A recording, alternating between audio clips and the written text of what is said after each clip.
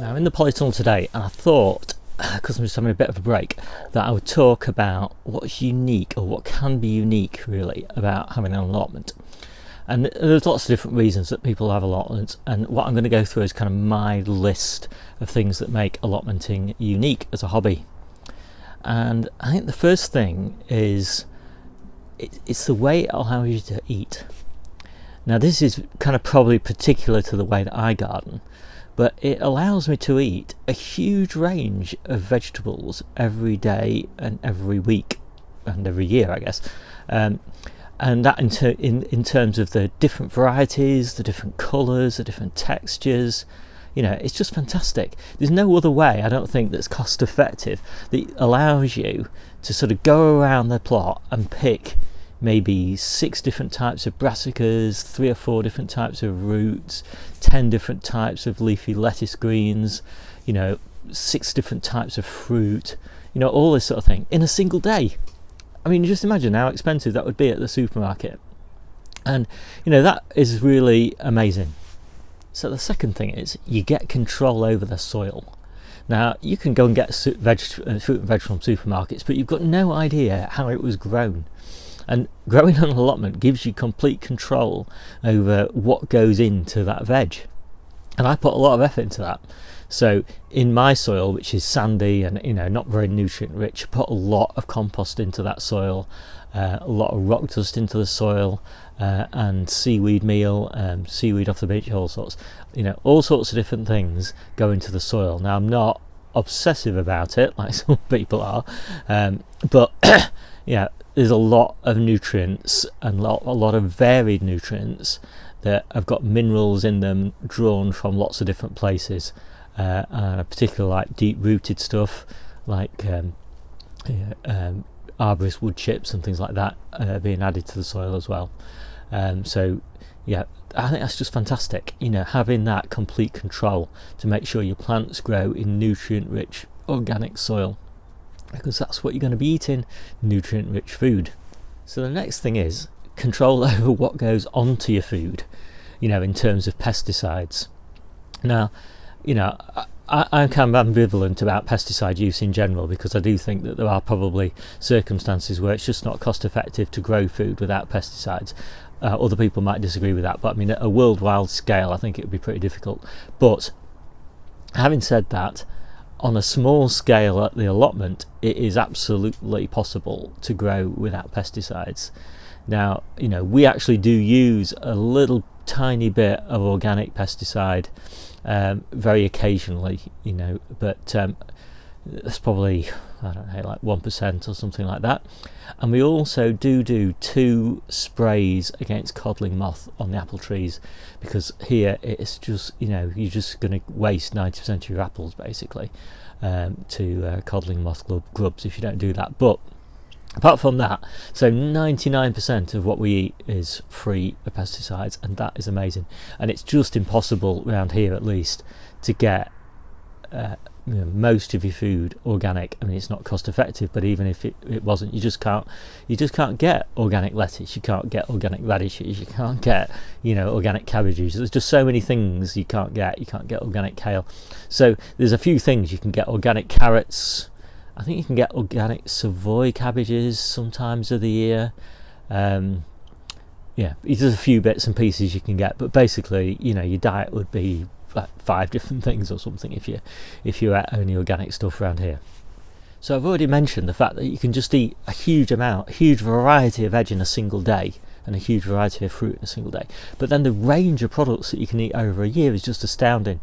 And, you know, that's something that is really unique about allotment growing. Now, some people on allotments, you know, largely for practicality's point of view, just grow potatoes, onions, beans, you know, and a handful of other things, cabbages and stuff. But we grow, last year we grew 160 different types of fruit and veg, and this year it'll be well in excess of 200. Now, I know some people think, well, it's just so complicated and all that sort of thing, but it isn't really. But it is kind of unique to our circumstances that we feed such a large number of people, you know, 22 people this year, that it allows us to grow just a massive range of different fruits and veg. That's just fantastic. And there's just it's just not practical to source all these different types, and they've all got very different nutritional profiles. And so again, it's not just a taste thing. Taste is fantastic as well, but the nutrition is just astounding. So yeah, the range of stuff you can grow is just brilliant. So the next thing is just exercise. What a fantastic way of getting exercise. It's just amazing. And it's not just, the sort of walking up and down, we're always moving around, but it's all the bending, the squatting, the stretching, the reaching, all that sort of thing. All these different compound movements. And there's just nothing like it really, apart from a gym. And it would be very hard to work out in a gym for the amount of time you spend working on an allotment. And it's just this mixture, it's a bit like yoga really. It's this sort of mixture of do a bit of exercise, relax, do a bit of exercise, relax, all the way through the whole day sometimes in summer. So yeah, that's just fantastic. Just this gentle stretching, constant movement. It's great, unbeatable. So the next one on my list is the freshness of the food. Now, I'm not that obsessive about freshness. We do often pick, for example, salads on, say, a Tuesday, and we won't pick again until a Friday. So we're not picking fresh food every single day. But we could do if we wanted to. But it's still, even so, it's still way fresher than anything you're getting in the supermarkets. And of course, you can walk around the plot, and that's what we often do in spring and summer and early autumn. And we're just, basically just harvesting what we need to eat through the day on an as and when basis. So we're grazing effectively from the plot, and that's wonderful as well. But yeah, just freshness. And everybody comments. I mean, so whenever I do deliveries to friends and family, they're always raving about how fresh the food is, and just how wonderful it tastes. So yeah, that's really good.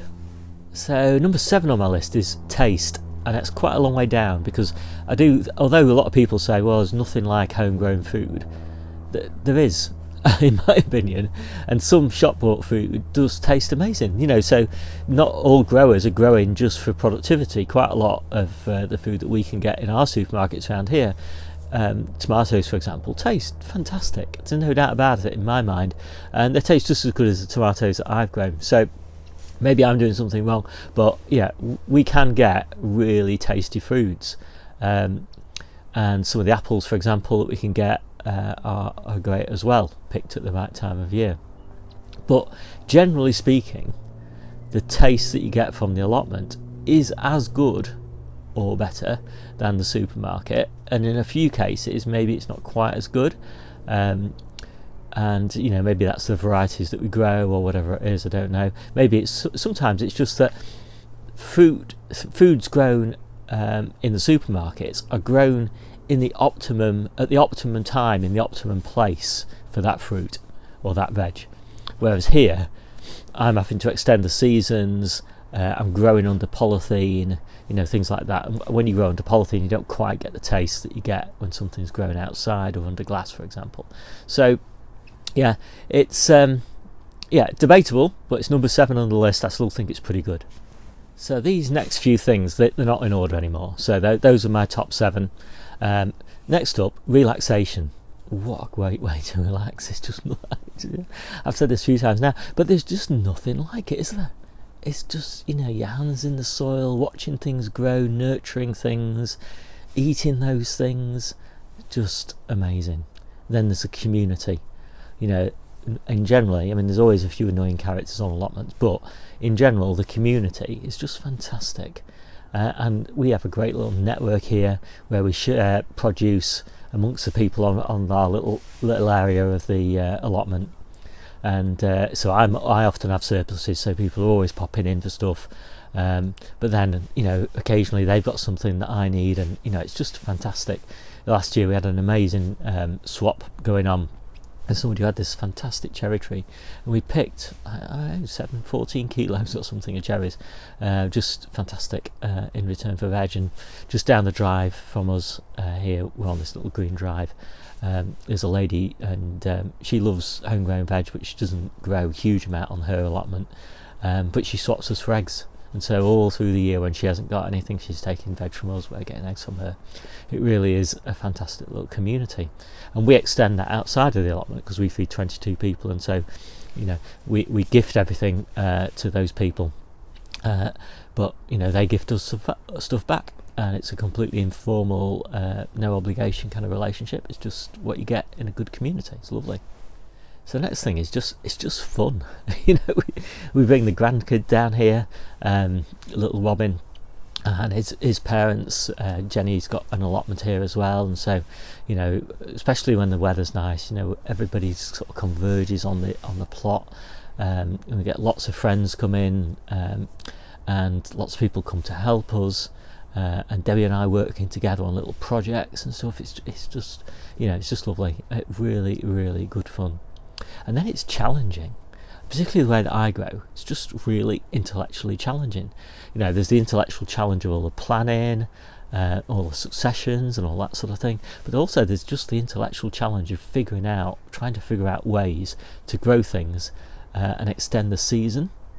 And then there's the creating these videos can be a bit of a challenge, although I do it kind of basically. I'm the simplest ever YouTube video, basically just talking to a camera and publish off my phone, no editing or anything like that. But anyway, it's still quite a nice challenge.